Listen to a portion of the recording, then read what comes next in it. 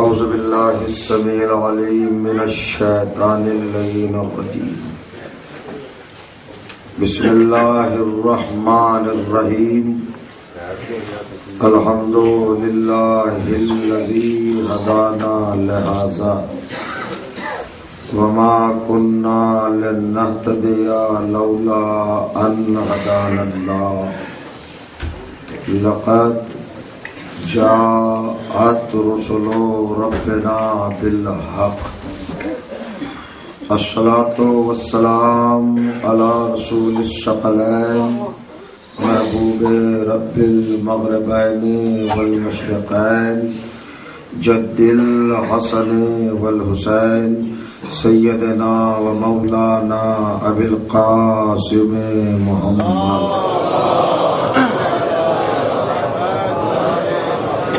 وأہل بیتہ الطیبین الطاہرین المعصومین المظلومین واصحابہ المنتجبین ولعنۃ اللہ علی اعدائہم اجمعین من یومنا ھذا الی یوم الدین اما بعد فقد قال سبحانہ وتعالی بسم اللہ الرحمن الرحیم لقد ارسلنا رسلنا بالبینات وانزلنا معهم الکتاب والمیزان لیقوم الناس بالقسط وانزلنا الحدید فیہ باس شدید ومنافع للناس وَلِيَعْلَمَ اللَّهُ مَن يَنصُرُهُ وَرَسُولُهُ بِالْغَيْبِ إِنَّ اللَّهَ قَوِيٌّ عَزِيزٌ۔ برادران عزیز، عزاداران و ماتمداران سرکار سلطان کربلا سید الشہداء علیہ الصلوۃ والسلام، آج ہم اور آپ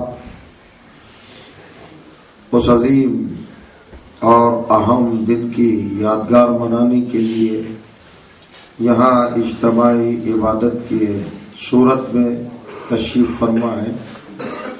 10 روز تک مسلسل جس گرامی آیت کے حوالے سے آپ کی سماعتوں کی بارگاہ میں کچھ گزارشات فضائل رسول و آل رسول علیہ الصلوۃ والسلام کے تعلق سے آپ کی خدمت میں گزارش کرنے کا شرف حاصل کیا، انہی افکار اور معروضات کو آگے بڑھاتے ہوئے آج کی یہ مختصر اور اہم گفتگو بھی آپ کی سماعتوں کی بارگاہ میں نظر ہے۔ 57ویں سورہ کی 25ویں آیت میں ارشاد ہوتا ہے، ہم نے اپنے تمام رسولوں کو بینات، معجزات اور دلائل کے ساتھ اس دنیا میں بھیجا، اور ہم نے ان کے ساتھ کتاب اور میزان کو بھی نازل کیا تاکہ لوگ مظلومیت کے طرفدار بن جائیں اور ظلم سے نفرت کرنے لگیں۔ آج کا دن سب سے بڑا علامتی دن ہے مظلوم سے طرفداری کا اور ظالم سے نفرت کا۔ یہ عاشور ایک علامت ہے، ایک سمبل ہے، ایک شان ہے، ایک پہچان ہے، صرف انتصار مظلوم، طرفداری مظلوم، ہمدردی مظلوم اور نصرت مظلوم کی۔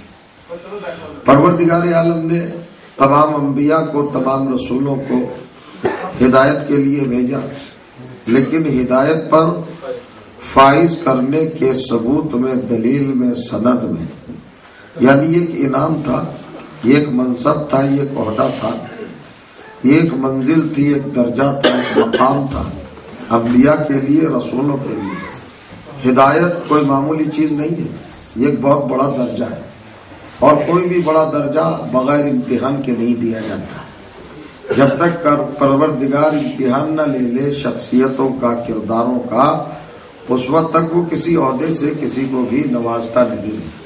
جب وہ امتحان لے لے، اسی لیے قرآن مجید میں جب تخلیق انسان کا تذکرہ کیا کہ ہم نے انسان کو کیوں پیدا کیا، کس لیے پیدا کیا، کس غرض سے پیدا کیا، کس سبب سے پیدا کیا، اور کس وجہ اور کس ریزن سے پیدا کیا، ہمارا مقصد کیا تھا، ہمیں تخلیق انسان کے پیچھے کیا کیا افکار کار فرما تھے، تو سورہ دہر کی ایک آیت میں ارشاد ہوا بسم اللہ الرحمن الرحیم انا خلقنا الانسان من نطفۃ امشاج نبتلی، ہم نے سارے انسانوں کو ماں اور باپ کے ذریعے اسی لیے پیدا کیا کہ ہم ان کو مسلسل آزمائیں گے، ان کا امتحان لیں گے، ابتلا کریں گے، ہم انہیں ٹیسٹ کریں گے، پرکھیں گے، جانچیں گے، حالات کی کسوٹی پر ان کو چڑھا کر دیکھیں گے کہ ان کی زبان پر لب شکوہ آتا ہے یا شکریہ کا لفظ ادا کرتے ہیں۔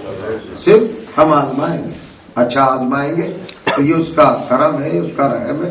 ایک ذرا سی تمہید ہے 2-3 منٹ کی، تاکہ آپ کو اہمیت عاشور اور فضیلت سرکار سید الشہداء اور آپ کی ذات اور آپ کی ولایت اور آپ کے مرتبے کا کچھ عرفان ہو سکے، تاکہ آپ معرفت کے ساتھ روئیں، عرفان کے ساتھ روئیں، اپنا فریضہ سمجھ کے روئیں، عبادت سمجھ کے روئیں، اجر رسالت سمجھ کے روئیں، ادائے مودت سمجھ کے روئیں۔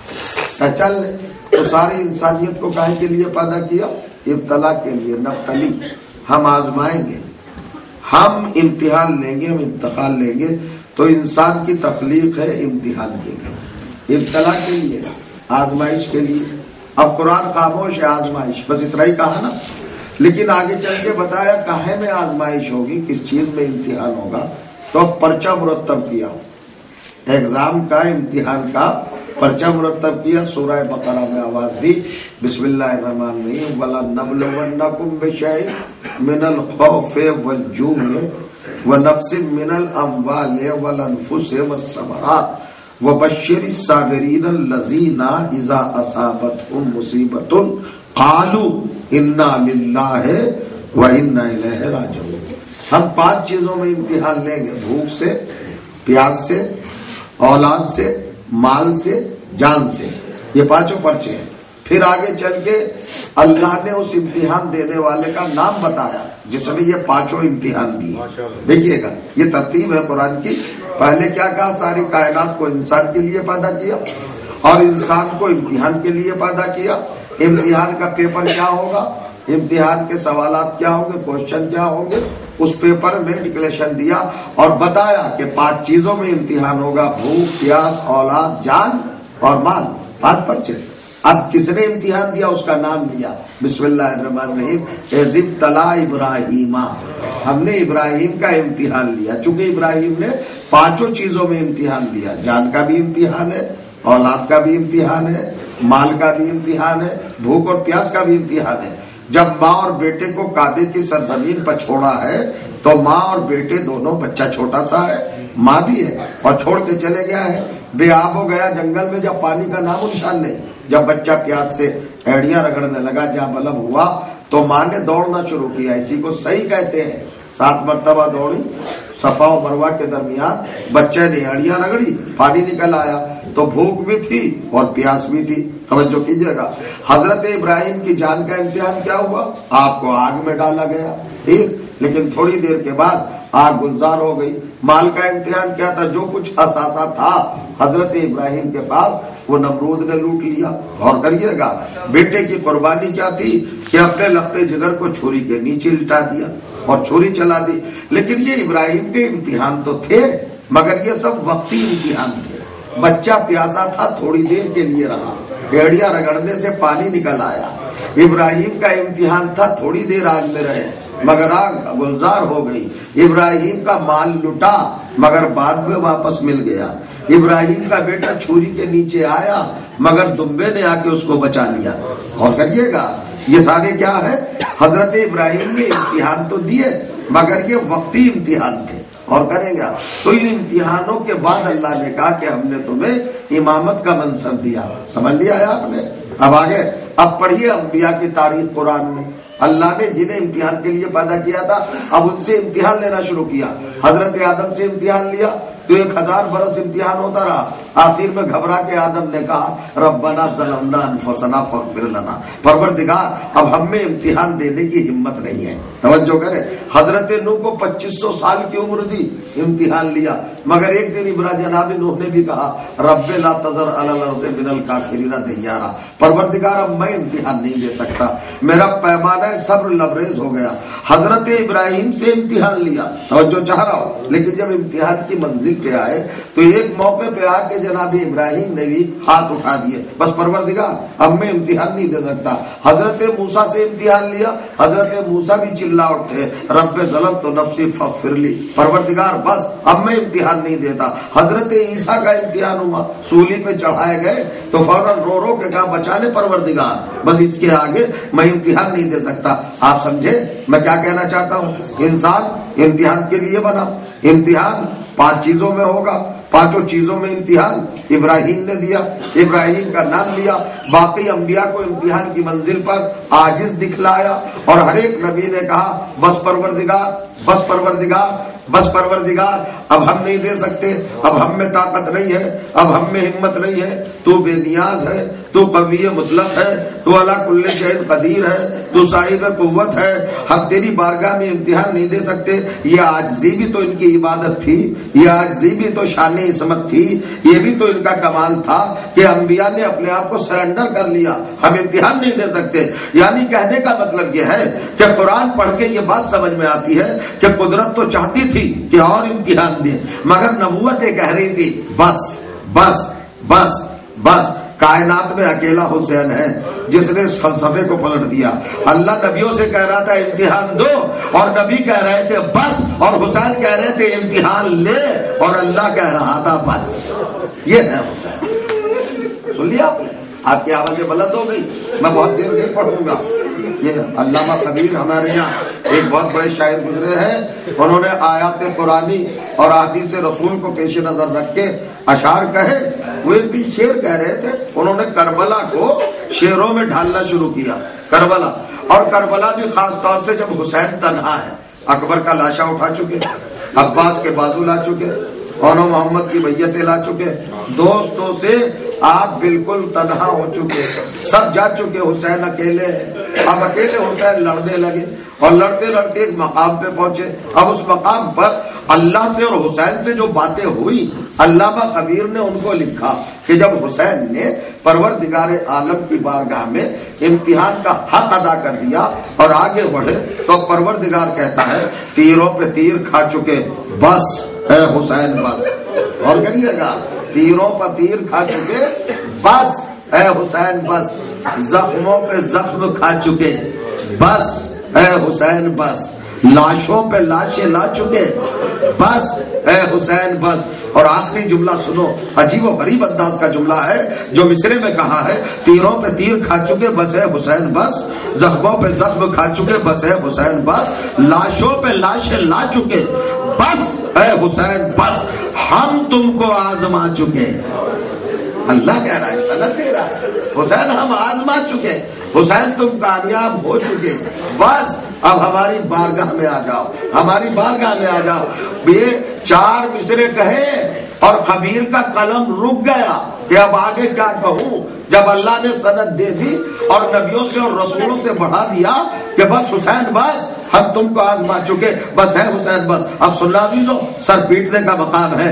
علامہ خبیر نے اپنے اس کاغذ کو جس پہ یہ مصرے لکھے تھے لپیٹ کر، گھبرا کر، تھک کر اور بالکل ہار کر اپنے تکیے کے نیچے رکھا اور سو گئے کہ اب اس کے آگے میں نہیں کہہ سکتا۔ جب رات ہوئی خواب میں دیکھا کہ خود حسین آئے ہیں اور کہتے خبیر تم نے ہمارے لیے کیا کہا ہے؟ منظر کربلا، عاشور کا دن اور جنگ کی کیفیت تم نے نظم کی ہے نا؟ کہا مولا میں نے جتنا روایت میں پڑھا تھا وہ میں نے بیان کر دیا۔ کہ سناؤ تو کیا کہا تھا تم نے؟ اب خبیر نے سنایا مولا جب آپ جنگ کر رہے تھے تو آپ کا اللہ آپ سے یوں کہہ رہا تھا، میں نے یہ نظم کیا ہے۔ کہ کون سے مصرے ہیں؟ کہ تیروں پہ تیر کھا چکے بس ہے حسین بس۔ کہ خبیر تم نے سچ کہا، میرے اللہ نے یہی کہا تھا، زخموں پہ زخم کھا چکے بس ہے حسین بس، ہے لاشوں پہ لاشیں لا چکے بس ہے حسین بس، ہم تم کو آزما چکے بس ہے حسین بس۔ کہا میں خبیر یہی کہا تھا، یا ایھا النفس المطمئنہ ارجعی، یہ نفس مطمئن پلٹا، ہم آزما چکے ہیں۔ خبیر یہ تو قرآن کی آیت ہے، یہ روایات ہے، میرا اللہ ایسے ہی کہہ رہا تھا۔ خبیر نے گھبرا کر، لرز کر اپنا سر حسین کے قدموں پہ رکھ کے کہا مگر مولا آگے تو مجھ سے نہیں کہا گیا۔ کہا تو خبیر 2 مصرے ہماری طرف سے لکھ لو، ہم بتاتے ہیں۔ کہ مولا وہ کیا ہے؟ کہ آخری مصرع سناؤ۔ کہ ہم تم کو آزما چکے بس ہے حسین بس۔ اب کیا لکھو مولا؟ کہ سر کو جھکا دو خنجر بیداد کے لیے، سر کو جھکا دو خنجر بیداد کے لیے، کچھ امتحان چھوڑ دو سجاد کے لیے۔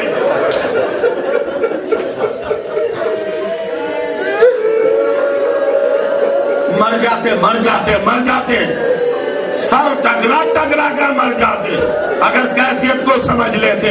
सज्जाद का क्या आलम है, हुसैन के बाद इम्तिहान की मंजिल है। यह है तो हुसैन किस मंजिल पर ले आए और किस मौके पर ले आए, जब हुसैन असर के करीब आए हैं और अपने उजड़े हुए चमन को देखा, अपने बिखरे हुए फूलों की पंखड़ियों को देखा, कुरान के मुंतशर पारों को देखा, जमीन पे सुलगते हुए अपने जिस्म के टुकड़ों को देखा, अजीब अंदाज में देखा। ये हुर है, ये जॉन है, ये हबीब है, वो अनु मोहम्मद है, गंजे शहीदा भरी हुई है, हुसैन अकेले हैं। और ये कहकर हुसैन खेमे के दरवाजे पर आए। आने के बाद कहा, ज़ैनब, रुकैया, सकीना, कुलसूम, मेरा आखिरी सलाम। जब हुसैन ने कहा आखिरी सलाम, तो जानते हो क्या आलम था, क्या कैफियत थी। खेमे से आवाजें गिरिया बुलंद हुई, सैदानियां रोने लगी। हुसैन कह रहे हैं हम जा रहे हैं, और एक एक वसीयत की, बहन से वसीयत देखी, बेटे से वसीयत की। आप बैठे हैं ना, आपको रोना नहीं आ रहा है, जरा सा एक कैफियत को मुलादा कर लीजिएगा। आपके ऊपर मुसीबत नहीं है, आपके ऊपर परेशानी नहीं है, आप बहुत अच्छे हालात में बैठे हैं, हर तरह से पुरसुकून है। लेकिन एक इंसान की बात सुनो और एक ईमान की बात सुनो, एक वली की बात सुनो कि जो अभी अभी बच्चे की कब्र बना के आया है, जो तावीज़े कब्र पर रुखसार रख के और आंसू बहा के आया है, अभी अभी जो अकबर के सीने से बर्छी निकाल के आया है, अभी अभी जो भांजों के लाशें उठा के लाया है, जिसका जिस्म जख्मों से छलनी है, तीरों से छलनी है, जिस्म पर कोई जगह नहीं है जहां तलवारों के निशान ना हो। और करेंगे सारी बात, ऐसी बातों के बावजूद उस आका ने सैयद सज्जाद को जब गश से बेदार किया और एक ही जुमला कहा, सैयद सज्जाद ये वसीयतें हैं, ये राज है, इमामत है, ये अमानतें हैं, ले लो। और उसके बाद चले और फिर वापस हुए। सैयद सज्जाद एक बात याद रखना, का बाबा फरमाए का जब मदीने जाना, मेरे चाहने वालों से मेरा सलाम कह देना। हुसैन ने ऐसे मौके पर भी आपको नहीं भूला, अकबर की लाश उठाई, आपको नहीं भूला। और फिर कयामत, अली असगर का लाशा हाथों पर है, कभी सुना है? हाथों पर असगर का लाशा है, खेमे तक कभी गए नहीं है। खेमे से पहले खड़े होकर एक जुमला का, ला तकुन फी यौम आशूरा जमीयन तंजुरूनी कैफा तस्फील तिफली फाबो यरहमुनी। ए मेरे शियों, काश तुम करबला में होते और देख लेते मैं अपने छोटे से बच्चे के लिए किस तरह पानी मांग रहा था। किस मौके पे आपको याद किया? हर मौके पर, हर एतबार से, हर जगह पर हुसैन याद करते रहे शियों को, चाहने वालों को, मातमदारों को, आजादारों को, हर मौके पर याद किया। आने के बाद अजीब मंजिल है। अब मंजिल देखिए, आपने कभी मुलादा किया होगा, रवायात सुनी होगी। एक छोटी सी रवायत बताओ और उसके बाद मैं तफसील से थोड़े से मसैब पढ़ना चाहूंगा ताकि आज का हाथ में गिरिया एक हद तक अदा हो सके। हुसैन जोहर का वक्त जब आया तो एक आवाज आई, आधा अव्वल वक्त जोहर, मौला ये अव्वल वक्त जोहर है। सोचिए 72 घंटे की प्यास में, जहां पर दर्जाए हरारत फ़ारेनहाइट इतना हो, और कीजिएगा जहां दाना डालो तो भुन जाए, पानी किसी जर्फ में रखो तो उबलने लगे, बॉइल हो जाए, ऐसी गर्मी, ऐसी शिद्दत। ऐसे मौके पर 72 घंटे के प्यासे सहाबा का दबाव तो देखिए कितना मजबूत है। ये मौला ये अव्वल वक्त ज़ोहर है, कहा ये अव्वल वक्त ज़ोहर है, मेरा बेटा अली अकबर कहाँ है? आवाज आई, बाबा मैं हाजिर हूँ। अली अकबर अजान कहो। अजान हुई, अजान तमाम हुई, इकामत हुई। हुसैन सफ़े अजान दुरुस्त करके नमाज की सफ़ों को मुरतब करके मुसल्ला इमामत पे आए। अब देखिए नमाज ज़ोहर हो रही है, किस अंदाज से हो रही है। हुसैन खड़े हुए, इकामत हो गई, सारे अंसार पीछे हैं हुसैन के, लेकिन 2 जियाले सफ़ों से निकल आए और निकलने के बाद हुसैन के सामने खड़े हो गए। सब हुसैन के पीछे नमाज पढ़ रहे और ये हुसैन के सामने खड़े हैं। आज करबला में दोनों मंजर हैं, एक नमाज है, एक इकामाए नमाज है। नमाज कैसे कायम होती है? करबला में देखो 2 नासिर सामने खड़े हुए, शहीद और ज़ुहैर। अब नमाज हो रही है, حسین نماز پڑھ رہے ہیں، ظہر کی نماز ہے، اچھا 4 رکعت نہیں پڑھیں گے، 2 رکعت پڑھی جائے گی، اس لیے کہ نماز خوف ہے، قصر ہے، 2 رکعت ہو رہی ہے۔ حسین نے تکبیر کے لیے ہاتھ بلند کیے، اللہ اکبر، ادھر ہاتھ بلند کیے، ادھر تیر سنسناتے ہوئے چلے، لشکر یزید کی طرف سے نمازیوں کو تیروں کا نشانہ بنایا۔ ادھر جب تیر حسین کی طرف آئے تو سعید و زہیر حسین کے سامنے کھڑے ہو گئے، سارے تیر اپنے سینے پر لیے، اپنے بدن پر لیے۔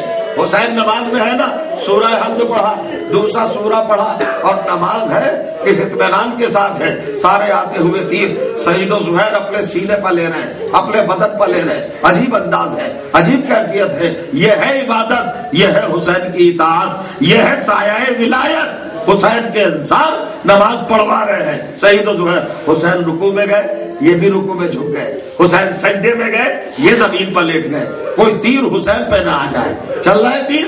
اور درمیان نماز دونوں ایک دوسرے سے کہتے ہیں، سعید زہیر سے اور زہیر سعید سے، بھیا خبردار رہنا، سعید خبردار رہنا، زہیر خبردار رہنا، ہوشیار رہنا، چاقو چوبند رہنا، کوئی تیر ہم سے گزر کر حسین تک نہ پہنچ جائے، ورنہ کل فاطمہ کو کیا جواب دیں گے، رسول اللہ کو کیا جواب دیں گے۔ نماز ہو رہی ہے، اب دیکھیے سجدے ہوئے، دوسری رکعت ہوئی، حسین پھر کھڑے ہو گئے دوسری رکعت میں، یہ اپنے اوپر تیر لیتے رہے، اپنے اوپر تیر لیتے رہے، اپنا بدن زخمی کرتے رہے۔ یہ زنجیر کا ماتم کیا ہے، یہ قبا کا ماتم کیا ہے، یہ وہی جذبہ ہے۔ مولا اگر ہم کربلا میں ہوتے تو آپ پہ آنے والے سارے تیر ہم اپنے جسموں پر لیتے، اپنے بدن پر لیتے۔ ان جذبوں کی قدر کیجئے، ان کو سمجھیے۔ تیر آ رہا ہے، دوسری نماز جماعت کی ہو رہی ہے، رکعت حسین پڑھ رہے ہیں، فروض پڑھا، فروض کے بعد پھر سجدے میں چلے گئے۔ یہ بتائیے 72 گھنٹے کی پیاس کے بعد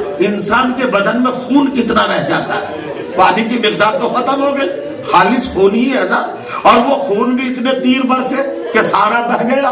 سعید و زہیر کے بدن میں خون نہیں ہے، لیکن نماز کس انداز سے پڑھوا دی۔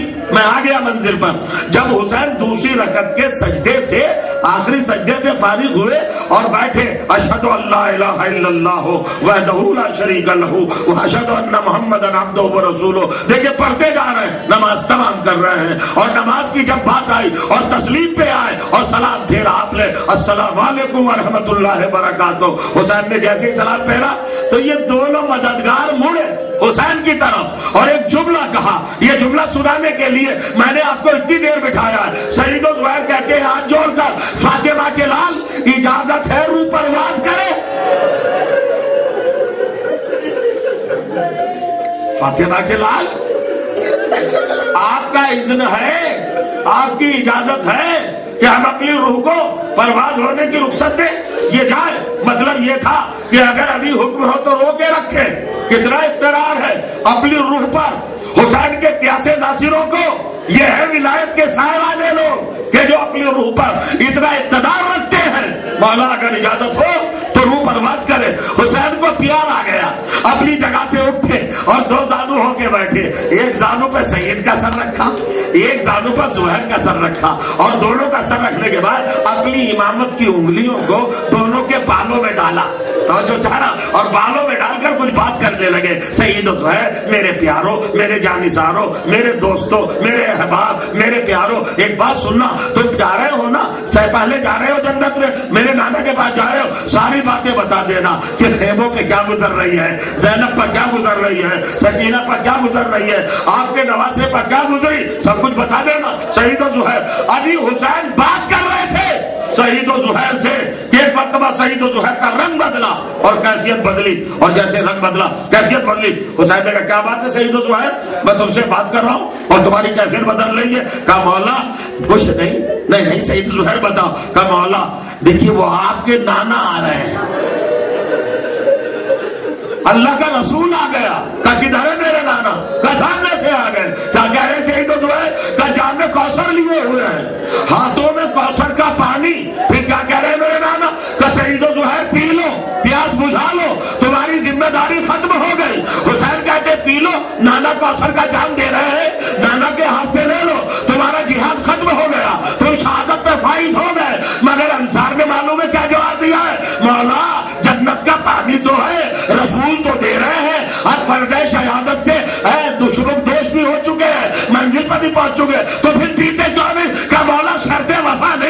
ہم کیسے پانی پیے؟ آپ کا عسکر خیمے میں پیاسا ہو اور ہم پانی پی لیں، سیدانیہ پیاسی ہو ہم پانی پی لیں، سکینہ رو رو کے کہہ رہی ہو چچا جان میں پیاسی ہوں اور ہم پانی پی لیں؟ نہیں مولا، یہ نہیں ہو سکتا، ایسے نہیں کسی طرح ہم انجام دے سکتے، یہ کام نہیں پی سکتے۔ حسین کو اور پیار آیا، اور پیار آیا، پیشانیوں کو چوما، دونوں ناصروں کی، دونوں مددگاروں کی، اس کے بعد پھر رنگ بدلا۔ اب کیا بات ہے سید زبیر کا مولا، اب آپ کے بابا آ رہے ہیں، یہ بھی کے سامنے مولا متقیات تشریف فرما ہے، ہم کو شاباش دے رہے ہیں، ہمارا شکریہ ادا کر رہے ہیں، ہمیں تبریک دے رہے ہیں۔ اچھا، تھوڑی دیر اور گزری، اب کیا بات ہے؟ تو سید زہیر نے کہا مولا اب آپ کے بھائی حسن آ گئے، ہو گئی بات۔ یہ 3 منزلیں ہیں روایت کی۔ اب چوتھی روایت سنیے جو اسی حوالے سے ہے۔ اب کچھ دیر گزری، حسین بات کرتے رہے، میں نے گفتگو رہے، مگر اب کے سید زہیر نے دونوں ہاتھ اٹھائے اور سینے کو پکڑ لیا، اور سینے کو پکڑ کر کبھی پیر پھیلائے کبھی سمیٹے، اور چہرے کا ایک متغیر عجیب کیفیت ہے۔ حسین ایک مرتبہ بیٹھے اور جھکے، سید زہیر عجیب کیفیت دیکھ رہا ہوں تمہاری، یہ پیر کیسے پھیلا رہے ہو، کیسے سمیٹ رہے ہو، یہ چہرے پر رنگت کیوں بدل رہی ہے، یہ زردی مائل کیوں ہو گیا چہرہ؟ تو جملہ کا مولا، جب آپ کے نانا آئے تو پہچان لیا، جب آپ کے بابا آئے تو پہچان لیا، جب آپ کے بھائی آئے تو پہچان لیا، اب کے آنے والا پہچان میں نہیں آ رہا ہے، کیوں نہیں آ رہا؟ کہ سر سے پیر تک چادر میں ہے، برقعے میں ہے۔ ارے حسین کھڑے ہو گئے، شہید و زہیر کدھر ہے؟ کہ یہ سامنے، کہ پیر سمیٹ لو، میری ماں فاطمہ زہرا۔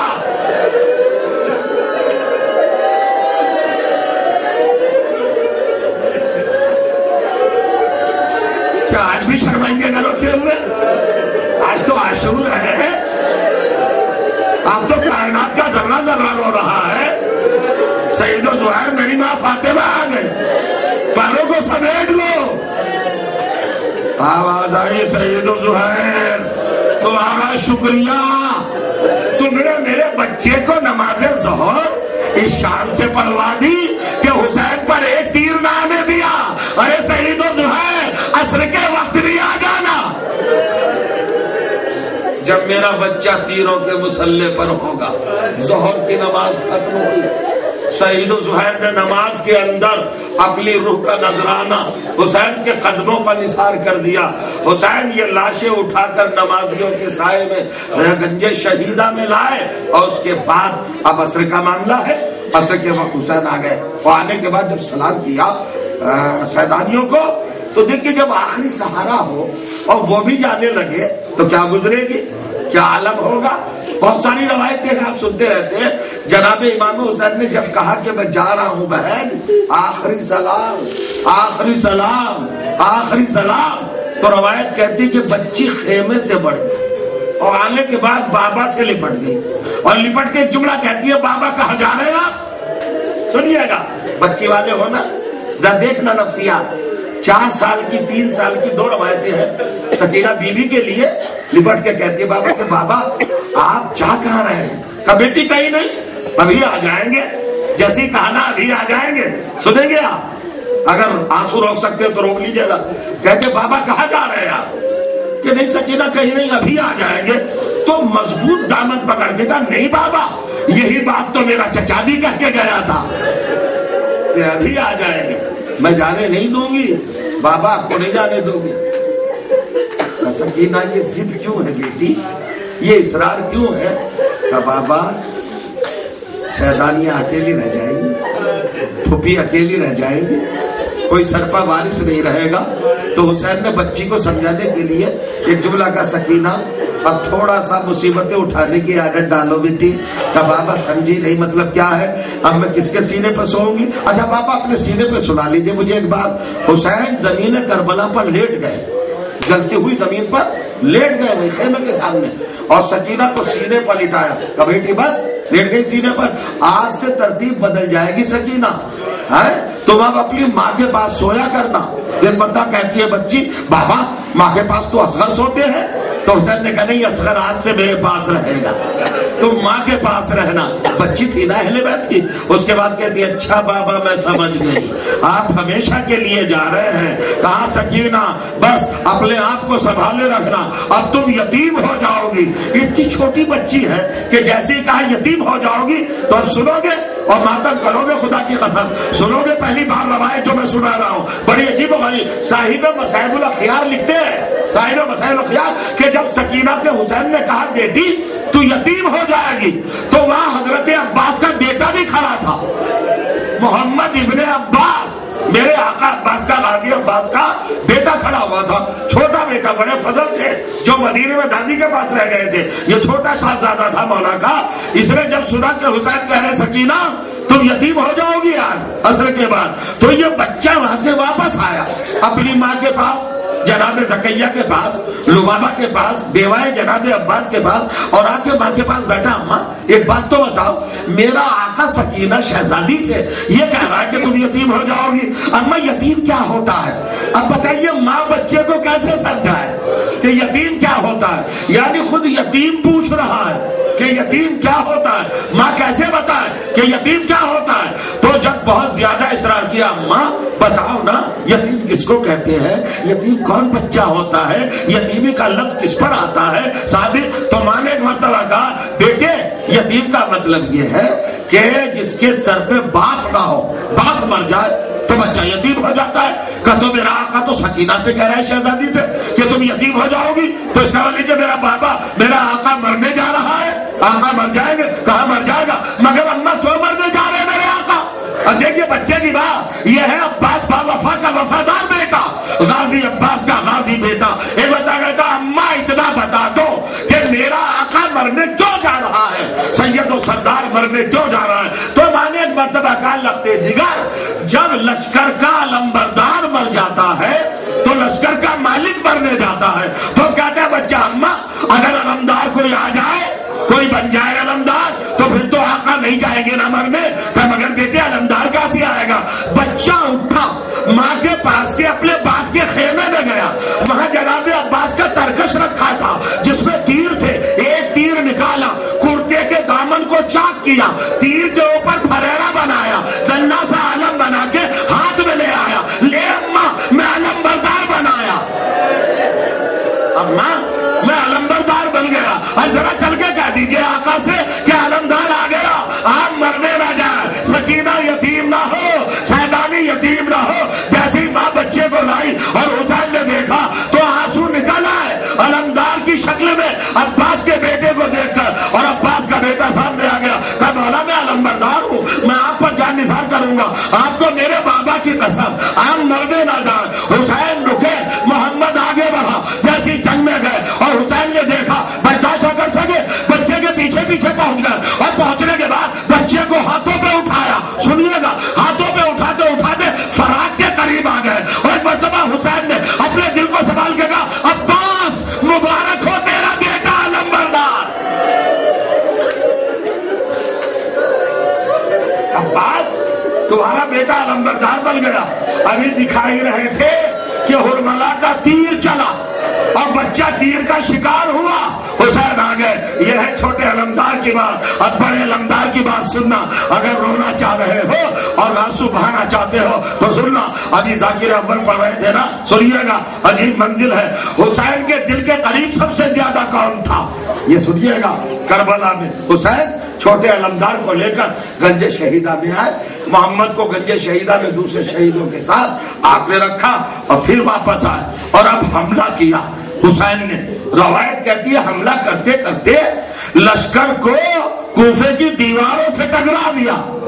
میں کتاب کا حوالہ دے رہا ہوں، شہادت عظمیٰ کراچی سے لکھی گئی ہے، وہ علی شاہ زیدی کی کتاب ہے شہادت عظمیٰ۔ لوگ کہتے ہیں نا 20,000 کا لشکر تھا اور 40,000 کا لشکر تھا، انہوں نے لکھا ہے 27 لاکھ کا لشکر تھا۔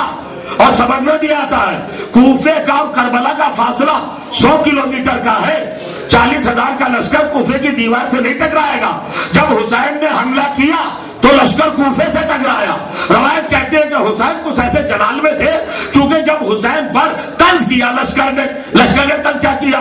جب حسین آ کے حجت تمام کر رہے ہیں نا، بتاؤ مجھے کیوں قتل کر رہے ہو، مجھے کس لیے قتل کر رہے ہو، تو دستے عمر سعد نے طنز کیا، حسین یہ باتیں چھوڑو، تم تو بہت بہادر ہو، تم تو بہت شجاع ہو، تم تو بہت طاقتور ہو، اب کیوں نہیں طاقت کی بات کرتے، اب کیوں حجت تمام کر رہے ہو؟ اگر عباس ہو کوئی تو بھیجو، اگر اکبر ہو تو بھیجو، اب کوئی نہیں رہا تو حجت کی بات. حسین پر طنز کیا، خیمے کا پردہ ہلا، زینب کی آواز آئی، ماں جائے طنز کر رہے، ذرا اماں کے دودھ کی تاثیر دکھا دو.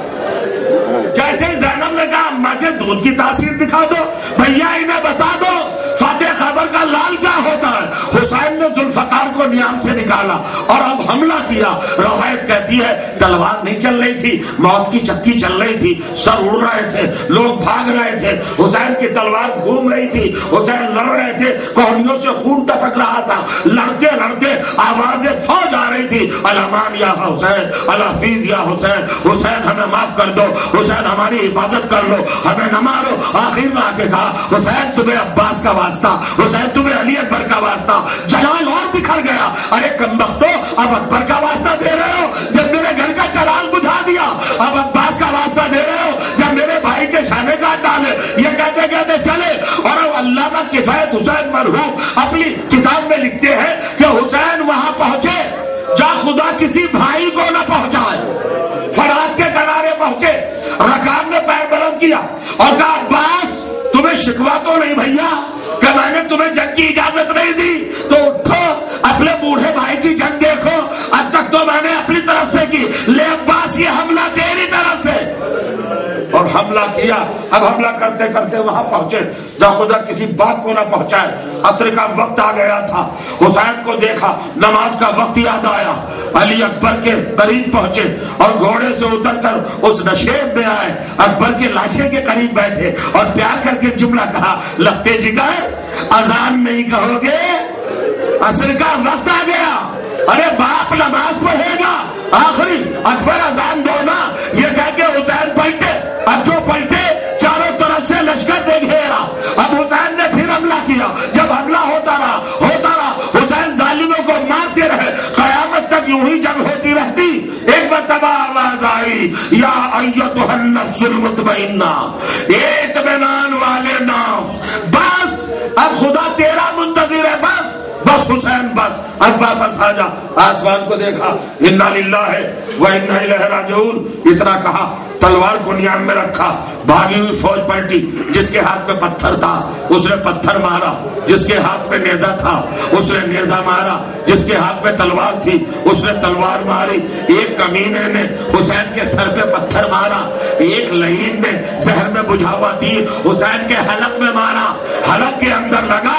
غور کریے گا، حسین ٹیورا گئے زین فرس پر. ایک نے گرز مارا، حسین تھرا گئے اور اب زین سے زمین کی طرف آنے لگے. مگر وہ ذوالجنا، عجیب منزل ہے. جب ذوالجنا نے دیکھا کہ میرا سوار میری زین سے گرنا چاہتا ہے تو اب یہ روایت کہتی ہے کہ گھوڑے نے اپنے چاروں پیر پھیلا دیے، آگے کے پیر آگے کی طرف اور پیچھے کے پیر پیچھے کی طرف، اور اپنے شکم کو زمین سے ملایا اور حسین کو زمین سے قریب کر دیا اور ایک جملہ کہا، فاطمہ کے لال آہستہ سے اتر جائیے، بڑے تیر لگے ہیں. اور پھر دوسرا جملہ کہا، اگر اجازت ہو تو مدینے میں نانا کے روزے پر پہنچا دوں.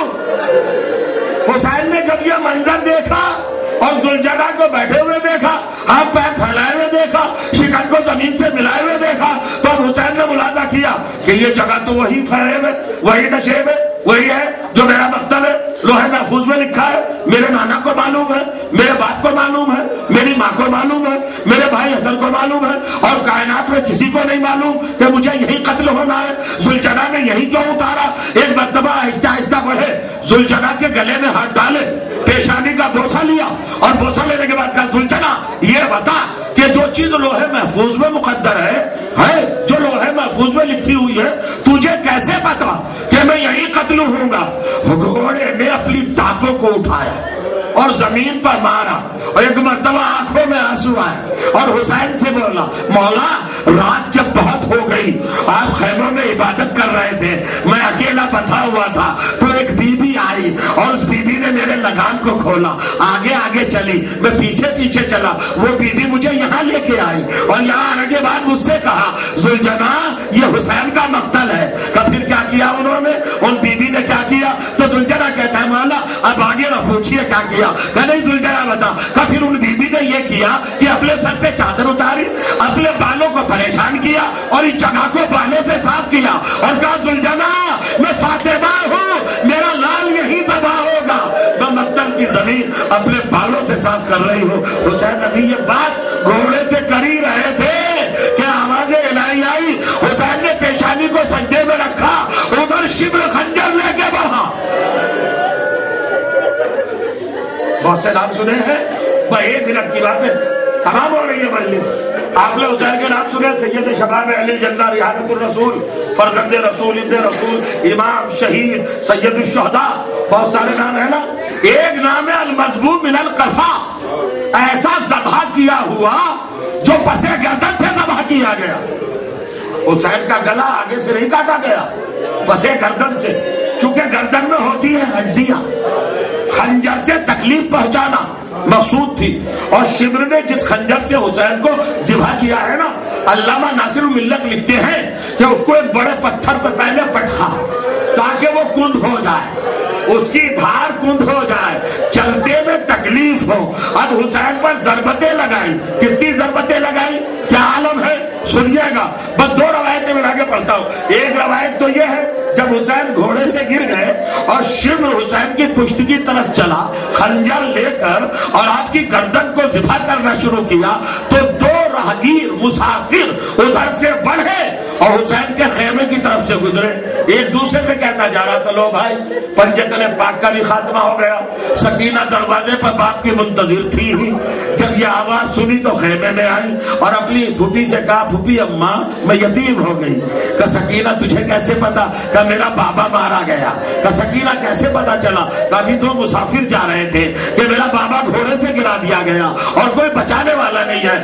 اماں کیا میرے بابا کو کوئی بچائے گا نہیں؟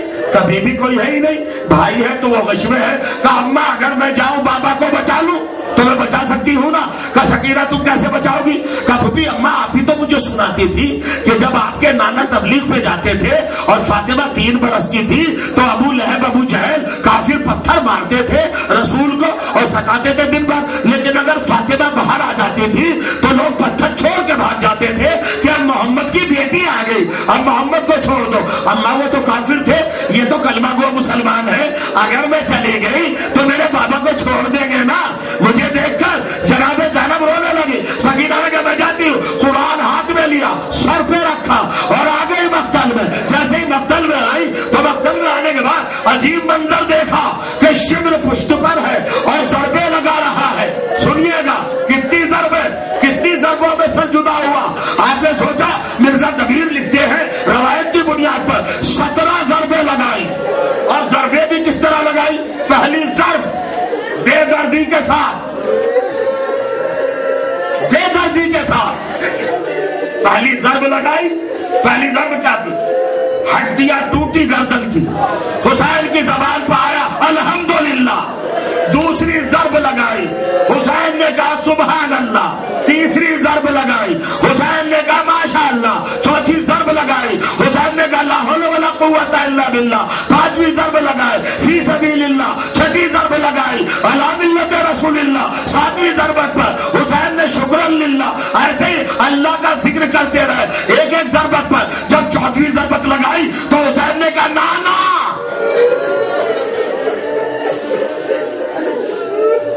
اگر اب بھی نہ روئے تو فاطمہ زہرا دیکھ رہی ہیں، امام زمانہ دیکھ رہے ہیں، بہت بڑا جرم ہو جائے گا نہ رونا۔ آوازوں کو سینوں میں دبا کے نہ رکھو، رو، فاطمہ کا لال جا رہا ہے، عاشور میں قیامت ہو رہی ہے، اب بھی نہیں رو گے تو ان آنکھوں کا فائدہ کیا ہے؟ پھوٹ جانا چاہیے وہ آنکھیں، اندھی ہو جائے وہ آنکھیں جو حسین پر روئے۔ ضربت چل رہی ہے، جب 14ویں ضربت لگی تو حسین نے کہا نانا۔ جب 15ویں ضربت لگی تو کہا بابا۔ جب ضربت دوسری لگی تو کہا اماں۔ اماں کو پکارا، اب کہتا ہے عجیب بات ہے 17ویں ضربت پہ کس کو پکارا؟ ختم ہو گئی مجلس، میں شہادت نہیں پڑھ پاؤں گا آپ کے سامنے، نہ میرے اندر طاقت ہے، وقت تمام ہو گیا۔ جب 17ویں ضربت لگائی تو روایتیں خاموش تھی، کوئی نہ بتا پایا، چونکہ سکینہ نے روایت نہیں کی تھی، لیکن ایک جگہ روایت ملی، جب آخری ضربت لگائی، برداشت کرو گے؟ اب میری طرف دیکھ کے رونا، میری طرف دیکھنا اور رونا۔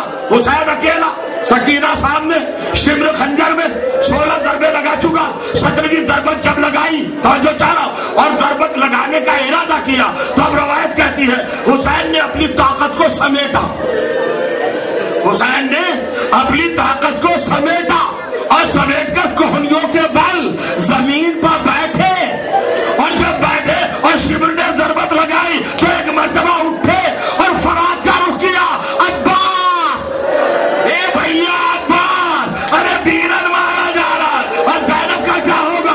جیسے ہی حسین کے لبوں پر عباس کا نام آیا، سکینہ فرات کی طرف چلی اور آئی، اور آنے کے بعد چچا کے لاشے کے قریب بیٹھی اور سینے پر ہاتھ رکھے اور جملہ کا چچا شرماؤ نہیں، آنکھیں کھولو، میں پانی مانگنے نہیں آئی، ارے میرا بابا مارا جا رہا ہے، لاشا تڑپنے لگا، آواز آئی پسے پردہ، سکینہ میرا عباس بہت خستہ ہے، حسین مارا گیا، الا قتل الحسین بکربلا، الا ذبح الحسین، واہ حسین، واہ حسین، واہ حسین، صحرا کے بال بکھر گئے۔